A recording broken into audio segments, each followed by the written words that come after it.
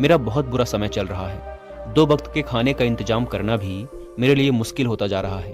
अब आप ही बताइए कि इतने कठिन समय में मैं आखिर जिंदा रहूं भी तो किस उम्मीद में रहूं? कैसे अपने परिवार को खुश रखूं? आपसे विनती है कि कोई साधारण सा तरीका बताने की कृपा करें ताकि मैं आसानी से समझ सकूं, क्योंकि मैं बहुत पढ़ा लिखा, बुद्धिमान और ज्ञानी नहीं हूं। अगर आप बड़ी बड़ी ज्ञान की बातें करेंगे तो शायद मैं कभी उन्हें समझ भी नहीं पाऊंगा। ये सुनकर बौद्ध भिक्षु ने मुस्कुराते हुए कहा, तुम एक काम कर सकते हो। फिर बौद्ध भिक्षु ने सामने की ओर इशारा करते हुए कहा कि उस ऊंची पहाड़ी पर एक बौद्ध मठ है और उस मठ के पास चींटियों का एक घर है जहां पर लाखों चींटियां रहती हैं। तुम्हें सुनने में बड़ा अजीब लगेगा, लेकिन वो चींटियां उस मठ की जमीन को बहुत खराब कर देती हैं, आसपास के मिट्टी की उपजाऊ क्षमता को खत्म कर देती हैं, जिस वजह से वहां आसपास कोई भी पेड़ या घास पनप नहीं पाते हैं। तुम पहले मेरा एक काम करो, उसके बाद मैं तुम्हें तुम्हारे सारे सवालों का जवाब दूंगा। तुम अगले 7 दिनों तक रोज उस पहाड़ी पर जाओ और उन चींटियों के घर को तहस नहस कर दो, उसे तोड़ दो। जब भी तुम्हें मठ के आसपास चींटियों का कोई घर दिखे तो उसे उसी समय तहस नहस कर दो, लेकिन याद रहे, घर को तोड़ने के दौरान कोई भी चींटी मरनी नहीं चाहिए।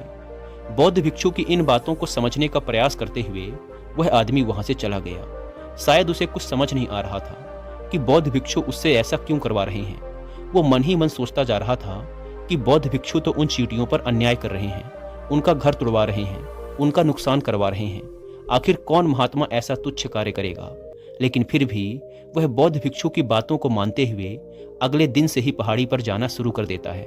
जब वह पहले दिन पहाड़ी पर पहुंचा तो उसने देखा कि बहुत सारी चींटियां अपना भोजन जुटाने में लगी हुई हैं। सारी चींटियां एक कतार से चल रही हैं और अनाज के छोटे छोटे कण उठाकर अपने घर में इकट्ठा करती जा रही हैं। यह देखकर पहले तो उस व्यक्ति का मन कमजोर पड़ गया। उसने सोचा कि ये इतना कड़ा परिश्रम करके अपने लिए घर में भोजन इकट्ठा कर रही हैं, और अगर मैं इनके घर को तबाह कर दूंगा तो इन्हें कितना बुरा लगेगा। लेकिन फिर उसने बौद्ध भिक्षु की बातों को याद करते हुए चींटियों के घर को तोड़ना शुरू कर दिया। जल्द ही चींटियों में हाहाकार मच गया। वो जान बचाकर इधर उधर भागने लगी। अभी तक जो एक कतार से चल रही थी वो बिखर गई और इधर उधर भागने लगी। थोड़ी देर में घर टूट गया और सारी चींटियां अपनी जान बचाने के लिए इधर उधर जाकर छुप चुकी थी। ये करने के बाद वो व्यक्ति बड़े दुखी मन से वापस अपने घर लौट आया। उसका मन अशांत था, दुखी था और पश्चाताप से भरा हुआ था। फिर उसने रात में अपने बिस्तर पर लेटे लेटे ही सोचा कि अब तो उन चींटियों का घर बर्बाद हो चुका है, अब वहां वापस जाने से क्या फायदा होगा। महात्मा जी ने मुझे चींटियों का घर तहस नहस करने के लिए कहा था, जो कि मैं कर चुका हूँ। लेकिन फिर कुछ सोचकर उसने अगले दिन वापस पहाड़ी पर जाने का निश्चय किया और सुबह होते ही वह उसी पहाड़ी पर पहुंच जाता है। पहाड़ी पर पहुंचते ही वह उसी जगह पर जाता है जहां एक दिन पहले उसने चींटियों के घर को बर्बाद किया था।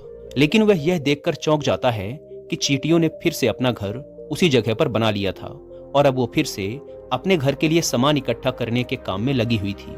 यह देखकर उस व्यक्ति ने मन ही मन सोचा कि यह चींटियां कितनी मूर्ख हैं। कल ही इनका घर इसी जगह पर बर्बाद किया गया था और उन्होंने उसी जगह पर फिर अपना नया घर बना लिया। यह सोचकर वह आदमी हंसने लगा। लेकिन फिर से महात्मा की बातों को याद करते हुए उसने दोबारा उन चींटियों के घर को तबाह करना शुरू कर दिया। फिर से उन चींटियों के झुंड में हाहाकार मच गया और वो सभी जान बचाकर इधर उधर भागने लगी। देखते ही देखते उनका घर फिर से बर्बाद हो चुका था और वह व्यक्ति थोड़ा संतोष के भाव से कि इस बार तो मैंने अच्छे से इनके घर को तबाह कर दिया है, अब तो ये चींटियां यहाँ अपना घर बना ही नहीं पाएंगी। इसीलिए जाने से पहले उसने उस घर पर ठंडा पानी भी डाल दिया ताकि चींटियां उस जगह अपना घर ना बना सकें। और इस तरह अपना कार्य पूरा करके वह व्यक्ति वापस अपने घर आ गया।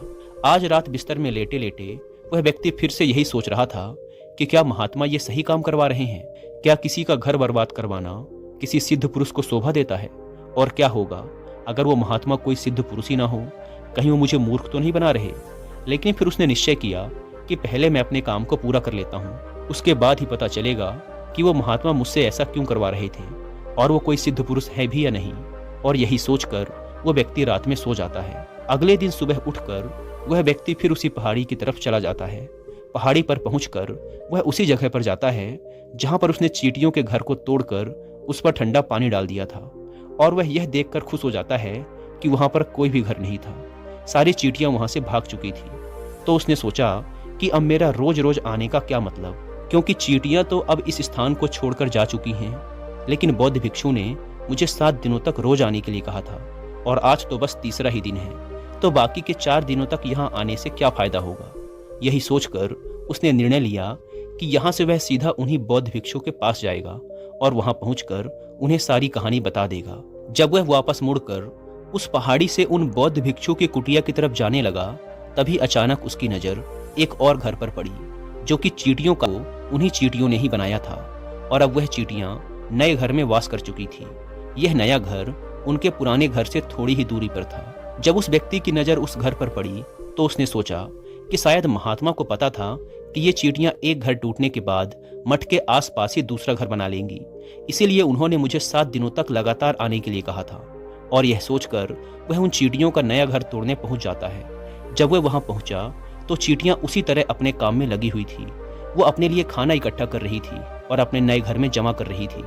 जब पुराना घर टूटा था वहां भी अनाज के कण बचे हुए थे, तो वह चींटियां वहां से भी अनाज के कण इकट्ठा करके अपने नए घर में ला रही थी। अब यहाँ ये सब देखकर उस व्यक्ति का मन थोड़ा कमजोर पड़ गया, क्योंकि वह खुद भी कमजोर था, खुद भी समय का मारा हुआ था। इसीलिए उसके मन में उन चींटियों के प्रति दया का भाव जन्म ले रहा था। उनके ऊपर उसे दया आ रही थी। वह चाहता था कि वह उनकी सहायता करे, लेकिन वह उल्टा उनको नुकसान पहुंचा रहा था। लेकिन उन बौद्ध भिक्षु की बातों को याद करते हुए उसने फिर से उनके घर को तोड़ने का निश्चय किया और उसने इस बार बिना किसी चींटी को नुकसान पहुंचाए बड़ी ही सावधानी से उस घर को तोड़ना शुरू कर दिया। समय थोड़ा ज्यादा लगा, क्योंकि किसी भी चींटी को नुकसान ना पहुंचाने की शर्त बौद्ध भिक्षु ने पहले ही रख दी थी। इसीलिए वह बड़ी ही सावधानी से चींटियों के घरों को तबाह कर रहा था और आखिरकार उसने उस घर को भी तबाह कर दिया। उस घर को तबाह करने के बाद वो बड़े ही दुखी मन से घर की तरफ चल पड़ा। इस बार वो पहले से भी ज्यादा दुखी था, क्योंकि उसने उनका दूसरा नया घर भी तोड़ दिया था। वह चींटियों को कहीं भी बसने ही नहीं दे रहा था और अब वो अपने आप को शैतान और दानव समझने लगा था। आत्मग्लानि भरे विचारों में डूबा हुआ वह बड़े ही दुखी मन से घर वापस आ गया। रात में सोने से पहले एक बार उसने फिर से सोचा कि मैं कितना बड़ा पापी हूँ, कितना बड़ा राक्षस हूँ। पुराना घर तो छोड़ो, मैं उन चींटियों को बसने के लिए कहीं कोई जगह ही नहीं दे रहा हूँ। वो चींटियां भला मेरे बारे में क्या सोचती होंगी कि वो कितना बड़ा दानव होगा जो हमारा घर तोड़ रहा है। लेकिन बौद्ध भिक्षु की बात उसने अगले दिन फिर उसी पहाड़ी पर जाने का निश्चय किया और सुबह होते ही वह उस पहाड़ी पर पहुंच गया। वह यह देखकर फिर से आश्चर्यचकित रह गया कि चींटियों ने फिर से एक नई जगह पर अपना घर बना लिया है। वो तो पहले से भी ज्यादा ऊर्जा के साथ कार्य कर रही थी और उन्होंने सिर्फ एक रात में पहले से भी बड़ा घर बना लिया था और अब वो फिर से अपने लिए अनाज और खाना इकट्ठा करने में लगी हुई थी। यह देखकर उस व्यक्ति ने सोचा कि ये चींटियां किस मिट्टी की बनी हुई हैं। मैं इन्हें बार बार यहाँ से भगाने की कोशिश कर रहा हूँ, लेकिन ये बार बार यहीं पर ही अपना घर बना लेती हैं। क्या इनको पता नहीं है कि मैं इन्हें कभी भी यहाँ बसने नहीं दूंगा। ये चींटी है, आकार में इतनी छोटी है, लेकिन ये फिर भी मुझसे हार नहीं मान रही। बड़े आश्चर्य की बात है। और इस बार उसने क्रोध में आकर उस घर को तहस नहस करना शुरू कर दिया। लेकिन इस बार तहस नहस करते समय कुछ चींटियां वहीं पर मर गई, उसके पैरों तले कुचल दी गई। घर को बर्बाद करने के बाद जब वह अपने अहंकार और गुस्से से बाहर आया तो उसने देखा कि गुस्से में उसने चींटियों को कितना ज्यादा नुकसान पहुंचा दिया है। यह देख उसका मन आत्मग्लानि और पश्चाताप से भर गया और वह रोता हुआ अपने घर की तरफ चल पड़ा। रात में सोते समय उसने सोचा कि मैं उन चींटियों पर कुछ ज्यादा ही अत्याचार कर रहा हूँ, अब इससे ज्यादा अत्याचार मैं नहीं कर पाऊंगा। और यही सोचकर वह अगले दिन उन चींटियों के लिए अपने घर से कुछ आटा लेकर उसी पहाड़ी पर पहुंच जाता है। आज उसके मन में उन चींटियों के प्रति करुणा का भाव था, दया का भाव था। आज वह उनकी मदद करना चाहता था। और जब वह उस स्थान पर पहुंचा तो देखा कि चींटियां फिर से अपने नए घर को बनाने में जुटी हुई थी। उसने बड़े ही दया भाव के साथ उन चींटियों को अपने घर से लाया हुआ आटा खिलाया। अगले 7 दिन पूरा होने तक वो व्यक्ति ऐसा ही करता रहा। वह रोज सुबह उस पहाड़ी पर जाता और उन चींटियों को अपने हाथों से आटा खिलाता। 7 दिन पूरे होने के बाद वह व्यक्ति उन बौद्ध भिक्षु के पास जाकर हाथ जोड़कर कहता है कि हे महात्मा जी, मुझे माफ कर देना। मैंने उन चींटियों का घर तबाह करने की बहुत कोशिश की। मैंने उनका घर तोड़ा भी, एक बार नहीं 4 बार मैंने उनका घर तबाह किया, लेकिन उसके बाद मैं हिम्मत नहीं कर पाया, उनके घर को नहीं तोड़ पाया। मैं जानता हूँ कि मैंने आपका कार्य पूरा नहीं किया और इस वजह से आप मुझे वो तरीका भी नहीं बताएंगे जो मुझे मेरे बुरे समय से बाहर निकाल सकता था। लेकिन मुझे इसका कोई दुख नहीं है, क्योंकि मुझे लगता है कि मैंने जो किया एकदम सही किया। इसीलिए मैं आपसे आज्ञा लेकर वापस जा रहा हूँ। कृपया मुझे अपने घर जाने की आज्ञा दीजिए। उस व्यक्ति की ये बातें सुनकर बौद्ध भिक्षु ने मुस्कुराते हुए कहा कि ठहरो, कहाँ जा रहे हो? जलपान तो करते जाओ। और यह कहकर बौद्ध भिक्षु उस व्यक्ति के लिए पानी और थोड़ा खाने के लिए लेकर आते हैं। जलपान कराने के बाद बौद्ध भिक्षु उस व्यक्ति से पूछते हैं कि तुम मुझे बताओ, आखिर तुम उन चींटियों का घर तबाह क्यों नहीं कर सके? वो चींटियां तो छोटी थी और तुम उनके सामने इतने विशालकाय थे, फिर भी तुम उन छोटी छोटी चींटियों का घर तबाह नहीं कर पाए। कहाँ है तुम्हारी शक्ति? कहाँ है तुम्हारा बाहुबल?